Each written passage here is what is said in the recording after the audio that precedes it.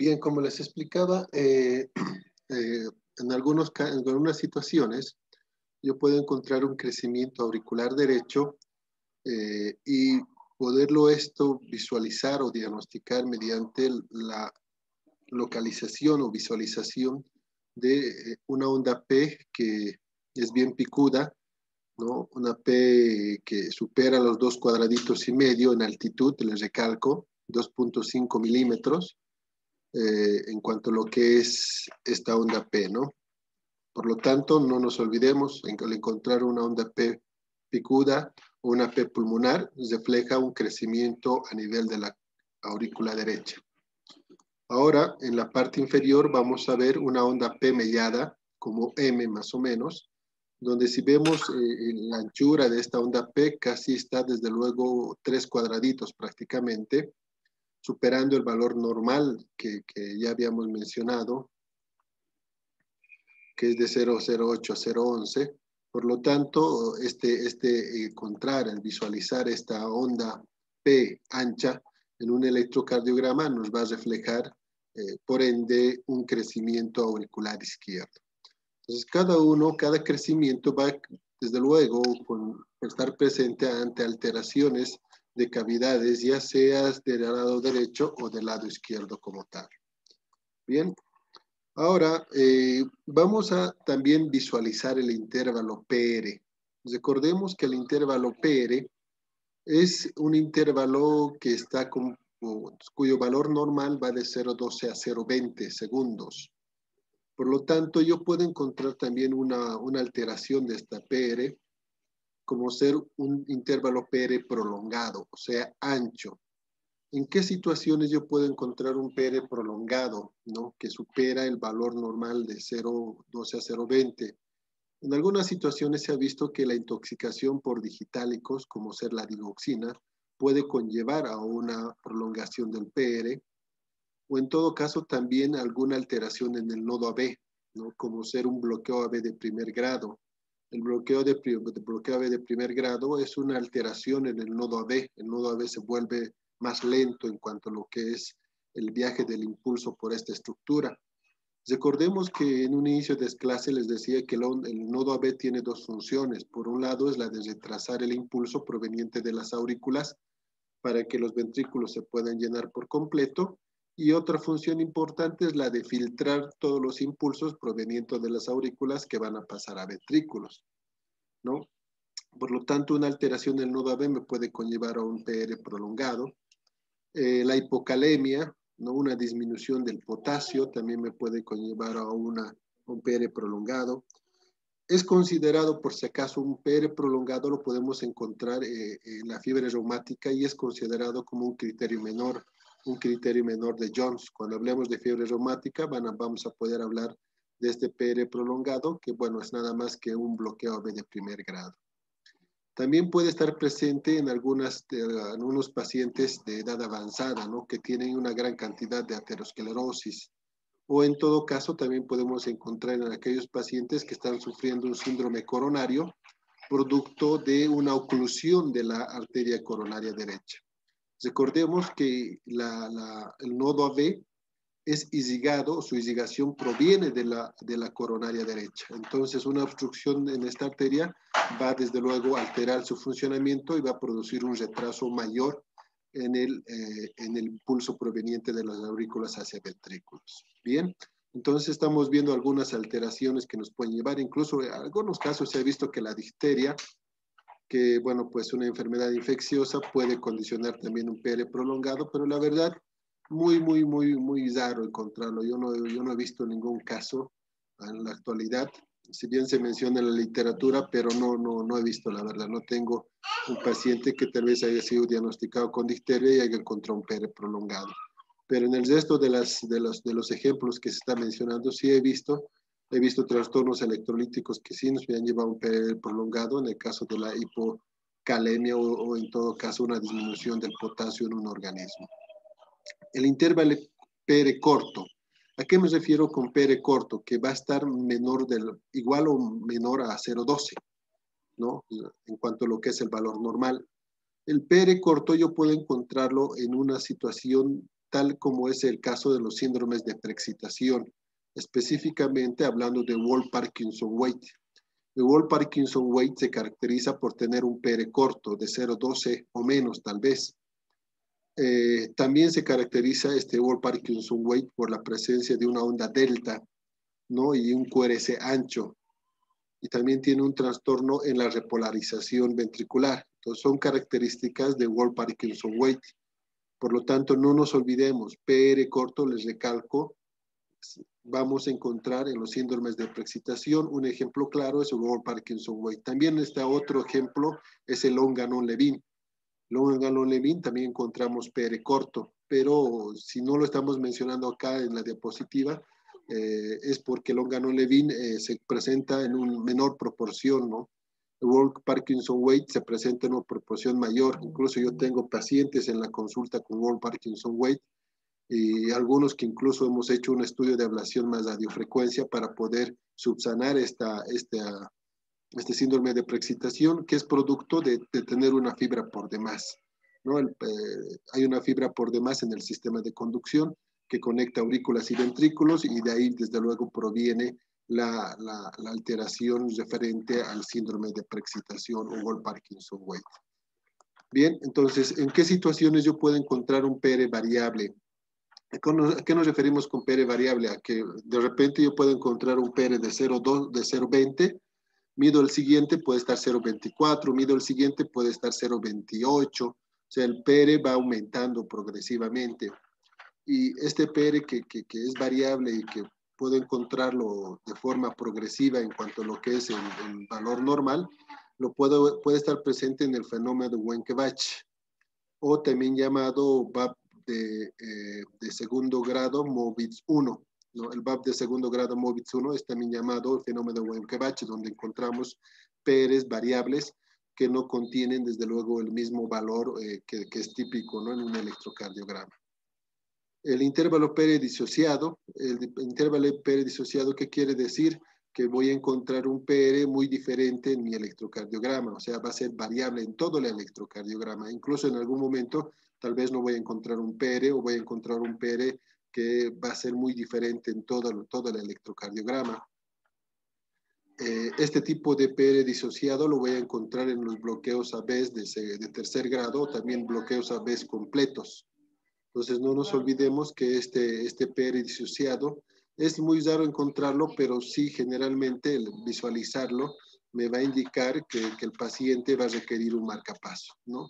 El bloqueo AB de tercer grado o bloqueo completo prácticamente es indicación de marcapaso, puesto ya que existe una disociación auricoventricular. ¿A qué me refiero? Que las aurículas trabajan por su lado y los ventrículos por su lado. Sabemos que las aurículas y los ventrículos tienen que trabajar de forma sincrónica, ¿no? Aurículas, ventrículos, pero en el bloqueo completo el trabajo es muy diferente, pueden trabajar cada uno por su lado, puesto que existe una enfermedad completa del nodo AB. Bien, entonces son situaciones donde nosotros vamos a ir viendo algunas alteraciones del PR. Un ejemplo, acá tenemos un electrocardiograma donde me está mostrando el PR corto. Es un PR cortito, acá podemos ver de 0,12. Y si vemos bien, el QRS va a estar ancho. Esta imagen que veo acá es la onda delta típica del paciente que tiene Wolff-Parkinson-White. Y también vamos a encontrar trastornos de la repolarización. Vemos que la onda T se encuentra negativa cuando debería ser positiva, ¿no? Entonces, si medimos acá en D2 un ejemplo, miren el PR muy cortito, ¿no? Muy cortito, y esta imagen de acá, de esta onda, por así decirlo, o esta rama ascendente de esta R, ¿no? Que es medio inclinada, es la onda delta, que es típica del Wolff-Parkinson-White, ¿no? Acá podemos ver otro electrocardiograma donde vemos una alteración del nodo AB, o sea, ¿a qué me refiero? A fenómeno de Wenckebach.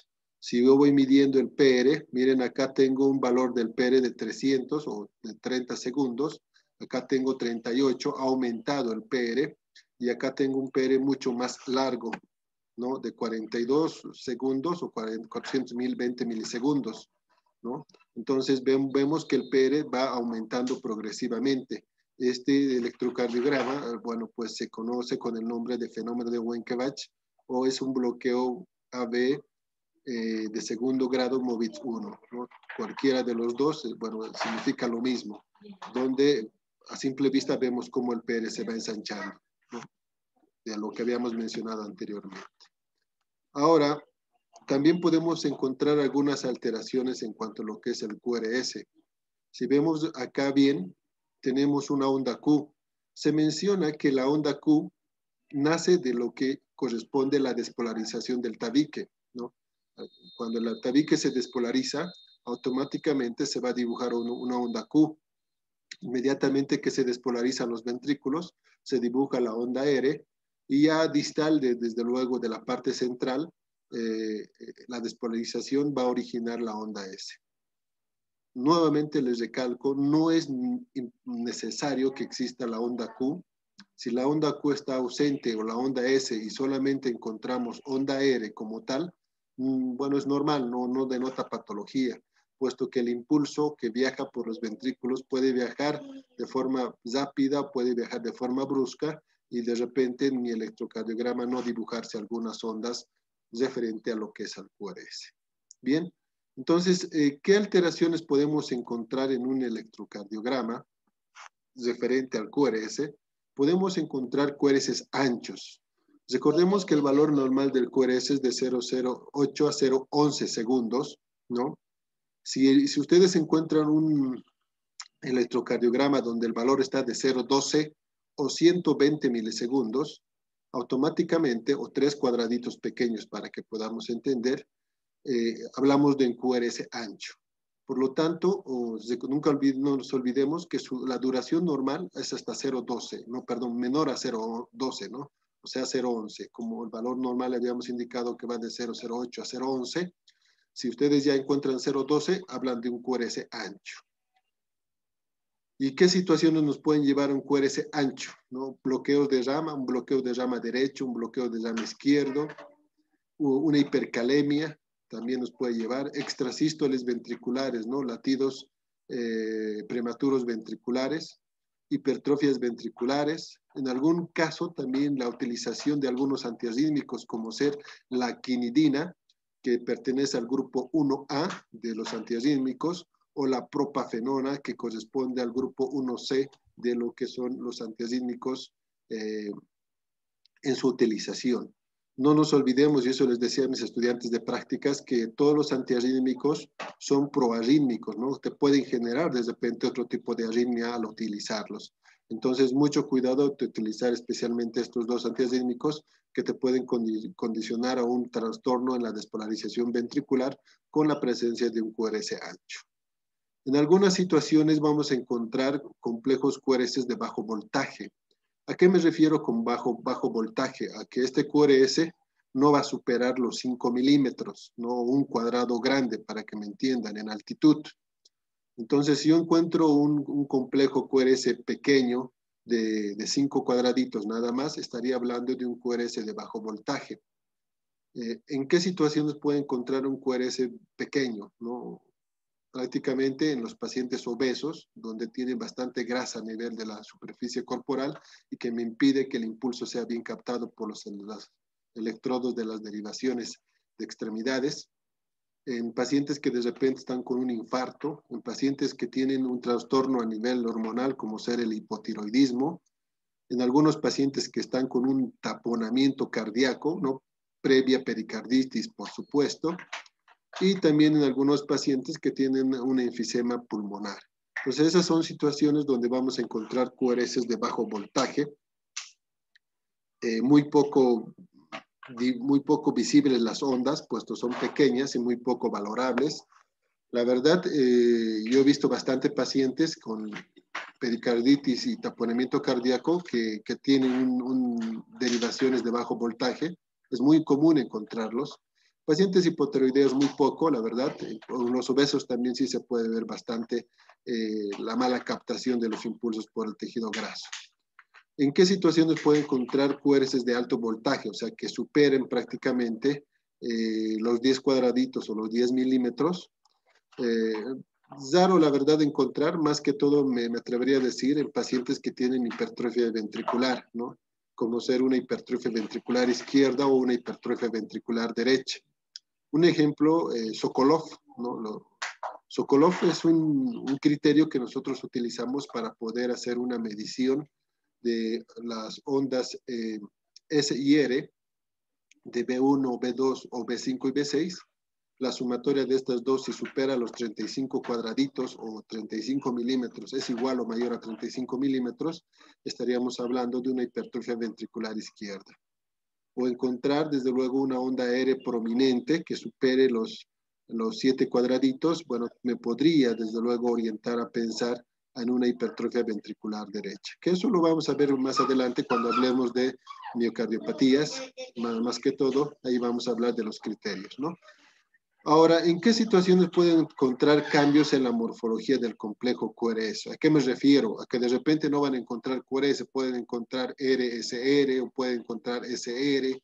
Pues son alteraciones en cuanto a lo que es las ondas que conforman el QRS, especialmente en los bloqueos de llama, ya sea bloqueo de llama derecha o izquierda.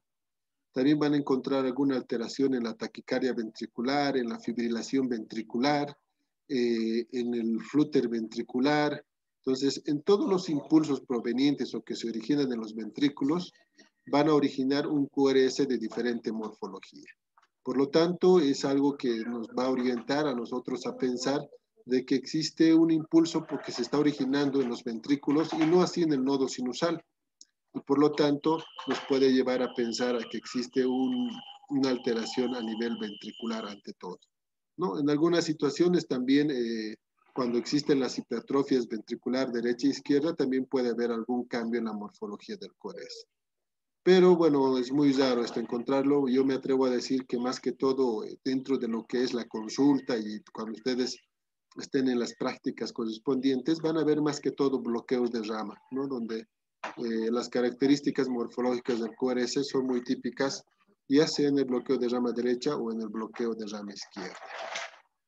Bien, entonces acá podemos ver un ejemplo, un bloqueo completo o un bloqueo AB de tercer grado, ¿no? Donde si veo bien la onda P, voy a visualizar mi derivación de abajo, ¿no? Veo aquí la onda P, un ejemplo, un PR. Acá ya el PR es diferente, acá está la onda P, acá creo que tengo otra P, onda P incluso. Entonces la onda P está por su lado, ¿no? Está cualquier parte menos, tal vez antes del QRS, solamente en esta derivación puedo ver eso. Pero en el resto la onda P está, bueno, no se la puede visualizar o en algunos casos puede estar presente en un lugar donde no corresponde. Entonces la disociación de las aurículas y las ventrículas es un dato característico en el bloqueo AB de tercer grado. Ahora, al hablar del segmento ST, ¿no? Les recalco, el segmento ST no me importa su medición, no me importa medir el segmento ST. Lo que me importa es ver si es que este segmento ST se dirige hacia arriba, hablando del supradesnivel, o se dirige hacia abajo, ¿no? Hablando del infradesnivel. He aquí donde nosotros hablamos de infarto agudo de miocardio, o en todo caso una lesión o una injuria cardíaca. Nosotros tenemos que tener esto en cuenta. También la verdad tenemos un tema netamente dedicado a lo que son infartos e isquemias, pero no nos olvidemos que este segmento ST que les está mostrando acá en la imagen, les está marcando de dónde a dónde se llega a medir. Este segmento ST es una línea isoeléctrica, ¿no? Que se relaciona con la línea basal, por así decirlo, ¿no? Es una línea que no va arriba ni abajo, pero cuando existe una alteración donde el segmento ST se va hacia arriba o hacia abajo, ya nos está indicando que existe un daño a nivel arterial, específicamente en las coronarias, donde se está obstruyendo una de estas arterias y condicionando un infarto. Entonces, hay dos situaciones. Voy a encontrar un ST elevado o un ST deprimido, ¿no? O infradesnivel, para que me entiendan. El ST elevado es igual a supradesnivel. El ST deprimido es igual a infradesnivel. Entonces, ¿en qué situaciones encuentro el ST elevado? En un infarto agudo de miocardio, ¿no? Es una injuria cardíaca. Una pericarditis, de repente en un trauma cardíaco, o en todo caso la presencia de un aneurisma a nivel del ventrículo izquierdo, que es común encontrarlo en pacientes chagásicos. Los pacientes chagásicos pueden tener aneurismas en el ventrículo izquierdo, por eso es que siempre hay que pedir un ecocardiograma a los pacientes chagásicos para ver si es que se produjo un aneurisma a nivel ventricular. ¿En qué situaciones voy a encontrar un ST deprimido o un infradesnivel? También en un paciente que tiene desde luego una isquemia subendocárdica. Acá por si acaso hay un error, ¿no? No es una isquemia, es una lesión subendocárdica. Es una lesión subendocárdica. El encontrar un infra o un supradesnivel me está denotando que el paciente está llevando, desde luego, está produciéndose un infarto, pero la diferencia entre estos dos es el actuar, o sea, el tratamiento. Un ejemplo, si yo tengo un supradesnivel, la conducta a tomar es que tengo 2 horas máximo para hacer un cateterismo y liberar esa arteria, pero en el infradesnivel tengo más tiempo, ¿no? Tengo 24 horas para poder solucionar el problema. El supradesnivel es una emergencia, mientras que el infradesnivel es una urgencia nada más, pero anda situación